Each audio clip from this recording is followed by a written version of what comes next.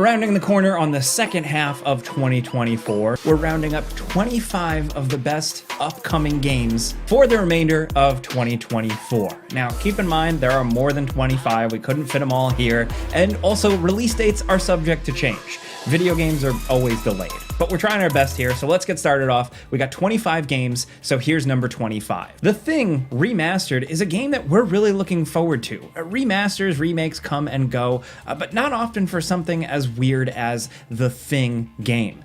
From the early 2000s, based off of the famous John Carpenter sci-fi horror movie, this game is incredible. The way it managed to take the elements of the film and make it into a game was really compelling. It was tense, it was challenging, it was interesting, and managed to actually serve as a sequel to the original movie without feeling like a piece of crap. So we're excited to see this remastered, cleaned up with some quality of life improvements for a new age. I mean, I feel like at this point there's a whole new generation of fans of the Thing film, so this is just a win-win. As of right now, it doesn't have a release date locked down, but it is expected for 2024. Now, next over at number 24, we have Dragon Age: The Veilguard. This has recently been re-revealed, no longer Dragon Age Dreadwolf, it's Dragon Age: The Veilguard, and it is way more Dragon Age with a lot of crazy visuals, cool, compelling characters, romanceable characters, deep RPG character-based storylines, and, basically what Dragon Age fans are expecting. We gotta look at gameplay here, but still, there's a lot we don't know. But we know that it's BioWare once again, and I'm really hoping that this is the thing that turns things around for BioWare. I mean, their last game was Anthem, the one before that was Mass Effect Andromeda, so it's time for BioWare to kick ass in the RPG department again. I'm really hoping this is the one. As of right now, no release date, but this one has been long in the works, and it is expected to release now in 2024. Next, over at number 23, we have Astrobot. Oh man, if you didn't play the PS5 pack-in game featuring Astrobot, you don't know what you're missing. This is a sequel to that, just a good old-fashioned action platformer. Character-based, accessible, good, goofy, fun time. Like the old video game days, before we all got so serious. That bite-sized adventure that came with the PS5 was absolutely awesome, but this looks to be a full-fledged game. The developers have said it is massively expanded in scope, but it's continuing the vibes of that game. A celebration of the legacy of PlayStation, referencing characters, hardware, stuff like that, but with a lot more environments, things to do, presumably more challenges. This game is probably going to be good for all ages. If the last game is any indication, it has the fun platforming action, but also some challenging levels and stuff you could really get pretty sweaty on, and collectathon stuff. So anyway, as of right now, we are expecting Astrobot to release with no delays September 6th, 2024. Next, over at number 22, we have The Alters. This is a really different game. You essentially play as somebody trapped on a planet in a kind of space station. You can venture out into the planet to do certain things, but the game is centered around creating alternate versions of yourself, kind of doubles of yourself, to eventually kind of figure things out and escape from this planet. It's going to have sprinklings of narrative, storytelling stuff, adventure, base building, and survival gameplay. I'm really just excited to see how it goes from a storytelling standpoint. The character stuff they have here could be really interesting. Just a little bit of a different sci-fi hook. I feel like at this point we've seen almost everything from a sci-fi setting, man trapped on foreign space planet, but they could really do something unique here. So far, early impressions are pretty good. It's not going to be a game for everyone, but for the thinking man, this could be really, really cool. And as of right now, there is a demo available that some people are really enjoying, and the full release is planned for 2024.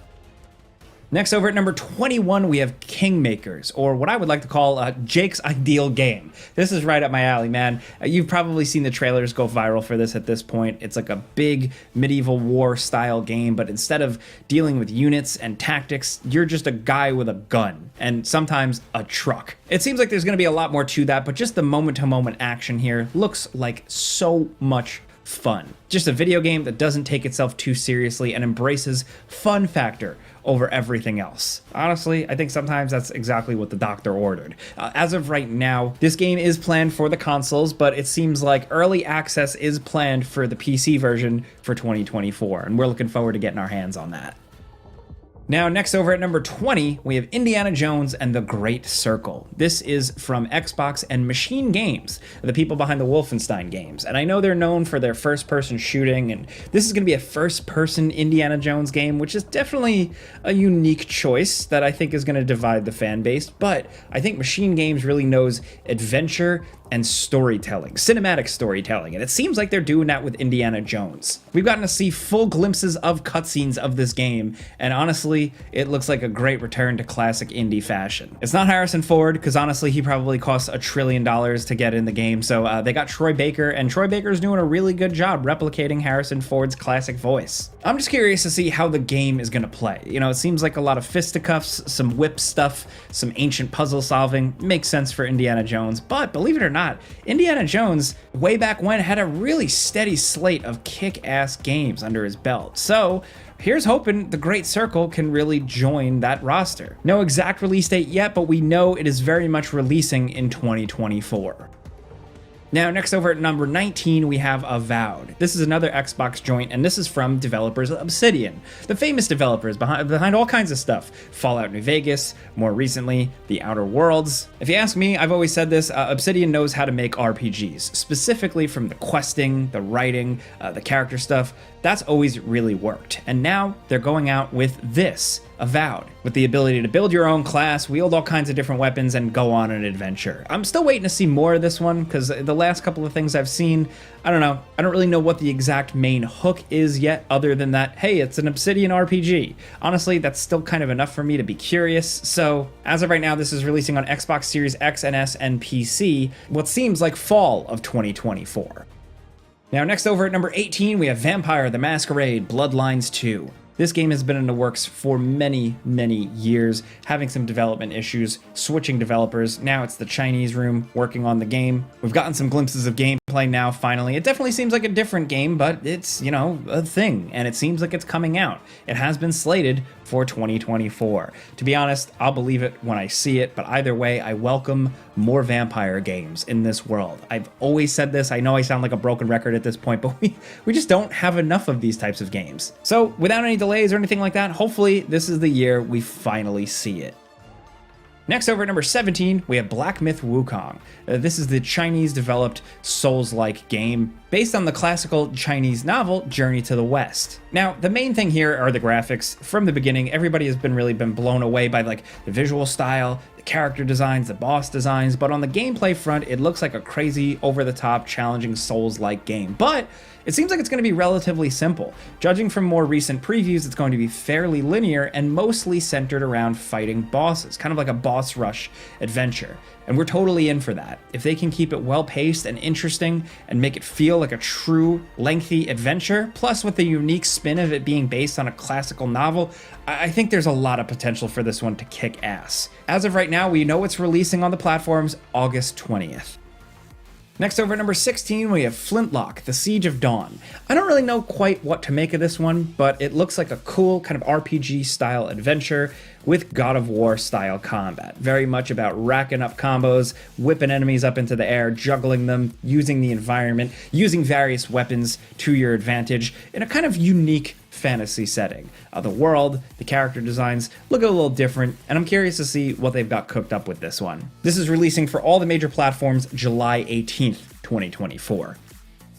Now, next over at number 15, we have Dead Rising Deluxe Remaster. Yes, we're getting another re-release of the classic Capcom Dead Rising, the original one that started it all. But this time, it's not just another up-res to 4K or something like that. It's a quote-unquote deluxe remaster. That's what they're calling it. It looks like the visuals are completely overhauled and remade with beautiful environments, better character models. It's got a pretty different look to it, but apparently it's going to play the same. And that's important because with Dead Rising, the gameplay was really everything. It was incredibly unique and still is to this day. It's quite challenging. I actually think some people don't really know what they're in for if they're jumping into this thing for the first time. But either way, I'm excited to go back to that mall September 9th, 2024. Next, over at number 14, we have Concord. This seems to be like Sony's answer to Overwatch, where Overwatch has made a lot of stumbles, or really Activision Blizzard has made a lot of stumbles. Concord is trying to take that thing and run with it. A hero shooter, competitive hero shooter with memorable characters and a unique sci-fi world. They're trying to build their own IP here and go for something. It does feel very similar to, I don't know, Guardians of the Galaxy and a lot of other sci-fi video game things we've seen recently, but they're actually going to try and tell a story with this one, with the game, you know, pretty frequently, consistently being updated with story vignettes. So there's more world building, and maybe you care a little bit more about these characters. I don't know, in a competitive shooter, how much do people really want to care about the characters? Who knows? I think it's a case-by-case basis with games. Personally, I'm pretty over these types of games, these live service hero shooters. I think we have enough of them out there. It's competitive enough already, but cynicism aside, I'm looking forward to just at least seeing what they cooked up here. It's releasing on PS5 and PC August 23rd.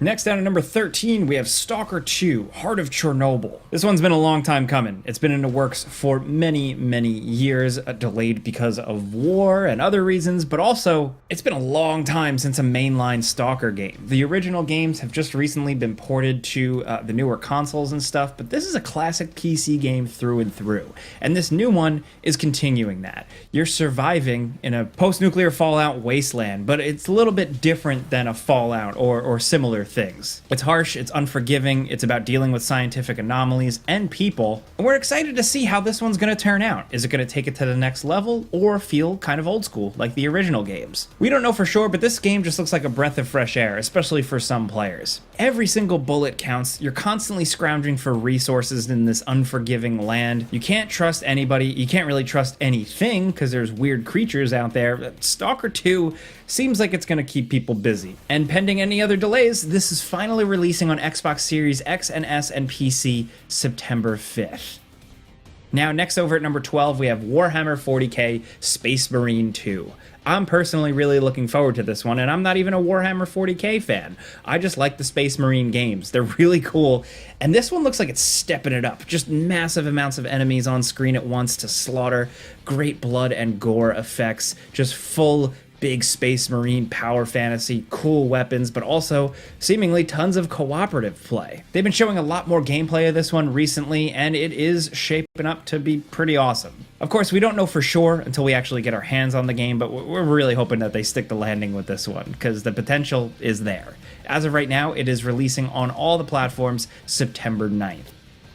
Next over at number 11, we have Call of Duty Black Ops 6. Yep, you guessed it, they're making another one. But what I'm happy to see is that they're sticking with a campaign. It looks like Black Ops 6 is going to have a full-fledged and kind of zany campaign. The Black Ops campaigns, since the original, are a bit more out there, a bit more experimental. They try something with their storytelling other than just military action movie. So I'm excited to see what they got going with this one. Other than that, there are gameplay enhancements to the movement, and that's going to translate over to multiplayer as well. How much is that going to shake things up? I don't know for sure. I'm not a Call of Duty expert, but there's potential for this one. The Black Ops games are, of course, always a big deal. Even if you're not a hardcore Call of Duty player, there is just a massive casual fan base out there, and I'm curious to see how they react to this one. We'll know for sure when it releases on every single platform, October 24th. Next, over at number 10, we have Sonic X Shadow Generations. This is kind of like a remastering, re-release of the incredible Sonic Generations. I really like this one, but now it's got gorgeous new, higher resolution graphics and also the ability to play as Shadow the Hedgehog. You're going to be able to jump into different levels, specifically new levels designed from the ground up for Shadow and his own unique gameplay options, and I think that's something that a lot of Sonic fans have been waiting for a long time. It's about damn time Shadow comes back to the mainstream. He's cool. I don't know. We like him. But anyway, Sonic and Shadow Generations is releasing on all the platforms October 25th.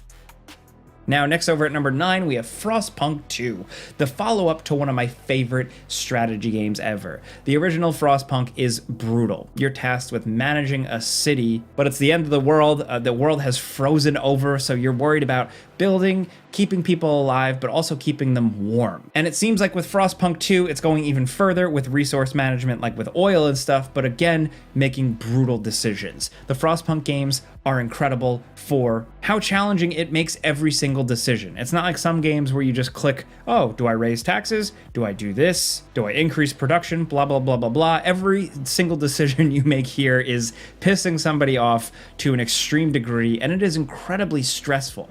But it makes for some really, really interesting and compelling video game decision making, unlike anything else I've experienced in any other game. So anyway, I've hyped this one up enough. I hope it's as good as the first one. I hope it surpasses it. We don't know yet, but it's releasing on PC September 20th. Next, over at number 8, we have Test Drive Unlimited Solar Crown. Now, this one is interesting because, number one, it's really ambitious. It's 13 years since the release of Test Drive Unlimited 2. So people are really, really looking forward to this one. But also, from the developers' words, they're looking to reinvent the open world, massively multiplayer racing game genre. That's big words. It's big ambitions. We'll see if they do it. But from what we can see so far, I mean, at least it looks gorgeous. It's got a lot of real world cars, incredible meticulous detail to all of it. But also, it's got this big open world experience. It's the full Hong Kong island. They fully recreated it, and you get to adventure and drive around. And I think that looks pretty awesome because there's all types of variety. You got off-road, you got city, you got highways, you got everything you could want from this type of racing game. This one has been in the works for a long time, and like I said, it's been so long since a Test Drive Unlimited game. This is a big deal, I think more than some people realize. Thankfully, it is finally releasing on all the major platforms September 12th, 2024. Next, over at number 7, we have Life is Strange Double Exposure. Life is Strange is back, and an original character from the first game is back, Maxine Caulfield, which is good because that's the only one I played. But it's a different developer this time around, and this time Max is older, and she's in a new situation where it looks like they kind of took her and plopped her into a murder mystery. But with this murder mystery, she has a new ability to essentially shift between two timelines back and forth. So that's how she's going to solve this murder. I'm really curious to see how this one's going to go, how it's going to push the series further, because I feel like it got stagnant for a second. Is bringing back the original character the right move? I don't know for sure, but we'll see how it goes. It's releasing October 29th, 2024 for all the major platforms. Now, next down at number 6, we have the Silent Hill 2 remake. This remake is from Konami. They're getting back into games, it seems, but also developer Bloober Team, the people most recently behind The Medium, but also behind Layers of Fear, Observer, the Blair Witch Project game, and a few others. So that developer is divisive. They have some fans. You know, people are still wondering if they're the ones really to take on remaking Silent Hill 2, because it feels like a massive challenge. Can you even recreate the magic of the original? We don't know for sure, but different developers did it with Resident Evil, so maybe they can give it a shot here. Obviously here, some gorgeous visuals, some kind of revamped combat. I'm still curious to see how it's all really gonna go down, but I'm just hoping they tell that original, nuanced, beautiful story with all the cool music, the cool tone and atmosphere, all that. I really hope that's retained here. Looking forward to seeing how this one goes down. It's releasing on PC and PS5 October 8th. Now, next over at number 5, we have Mario & Luigi Brothership. This is releasing for Nintendo Switch and looks absolutely awesome. This is a new game in the Mario and Luigi series. It's a little bit different than your mainline Super Mario games. These are a little bit quirkier, and they get creative in some wild ways, and you can tell from the debut trailer from the Nintendo Direct. Some of the moves, some of the cool stuff they're doing on screen here, just, it looks like a ton of fun. This time the brothers are going to a new island that's like part ship, part island, and engaging in a new adventure. This looks perfect for the Nintendo Switch, especially towards the tail end of the console's life. I know everybody's talking about Nintendo Switch 2, but this looks like a good thing to play on regular old-fashioned Switch, and I think people are gonna dig it. We'll find out for sure when it releases November 7th. Now coming down at number 4, we have Assassin's Creed Shadows. This is the one that people have been asking for many, many years, an Assassin's Creed game set in feudal Japan. Although, now, looking at this game, I'm not sure what to make of it. I'm also a notoriously picky Assassin's Creed fan, and I know every gamer out there already has strong opinions about this game, one way or another, for various different things. For me, I'm just not sure what to make of playing as two different characters, where one is like an all-out brawler, heavy attacker in an Assassin's Creed game centered usually more around stealth, and then the actual stealth character seems kind of generic. That being said, we have seen some cool level design and some cool stealth scenarios. Just the level of quality, though, it's hard not to compare to other games set in these settings. Either way, though, just looking at it from a top-down view, the potential is great. This setting is an incredible one, so the types of weapons you use, the regions you see, the way you kill people, it could be really cool. But frankly, we're not sure yet. We're gonna judge it, like I always say, when we get our hands on it. We'll do it before you buy, all that stuff. I just like the Assassin's Creed series and I want to see it continue, but frankly, who knows? Not quite sure yet, but like I always say, we'll judge it when we get our hands on it. Of course, we'll do a before you buy video on it, but when it releases on all the major consoles and platforms, November 15th. Now, down at number 3, we have Slitterhead.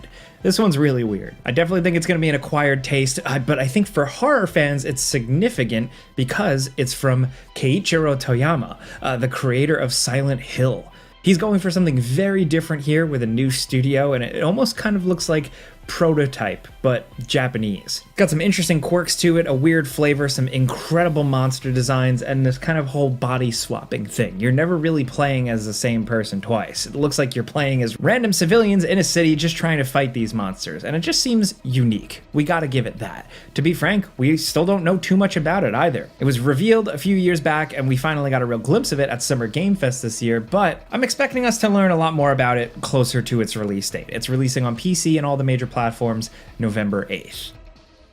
And coming down to number 2, switching gears a little bit with The Legend of Zelda: Echoes of Wisdom. This is releasing for Nintendo Switch, and it looks like a little bit of a different flavor of Zelda game. Something we haven't had before. It's because you're playing as Princess Zelda herself. It's very much got the art style, the gameplay style of The Legend of Zelda: Link's Awakening remake from a few years back, which was absolutely gorgeous. It went for more of a kiddie style, but it worked. And here, you're playing as Zelda, out to save the world, I guess save Link, but with some pretty creative gameplay concepts, almost a little bit more of like a Zelda combat puzzler, where, you know, you'd think they'd just give Princess Zelda like a little sword or like a little magic wand.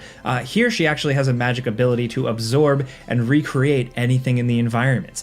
Enemies, to pit enemies at one another, crates, devices, just ways to get around. It looks like you're constantly thinking about what to use from the game world in order to progress. It's got a little bit of a player freedom, creativity aspect to it, kind of like Tears of the Kingdom, but it's cool they're continuing that in like a 2D sense. I'm really curious to see how this one actually pans out, like if it's really worth it. We'll know for sure when it releases September 26th.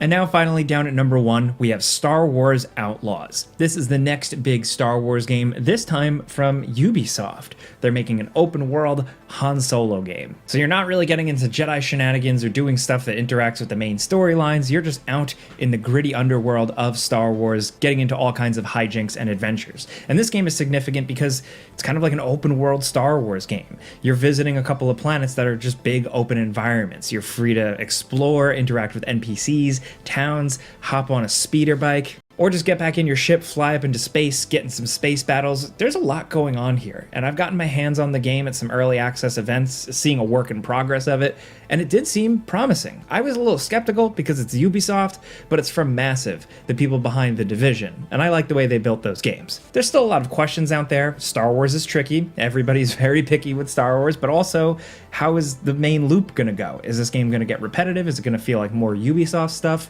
Or is it going to be a cut above? Then, of course, Ubisoft is also famous for pulling a bunch of like weird pre-order crap that a lot of players just don't want. I think, despite all that, this is shaping up to be a promising game. I really hope they knock it out of the park with this one, and I just say that as a Star Wars fan who really likes Star Wars video games. We've been eating good, and I really hope that they nail this one. We'll know for sure when we get our hands on this thing on PS5, Xbox Series X and S, and PC. Like, comment, and subscribe.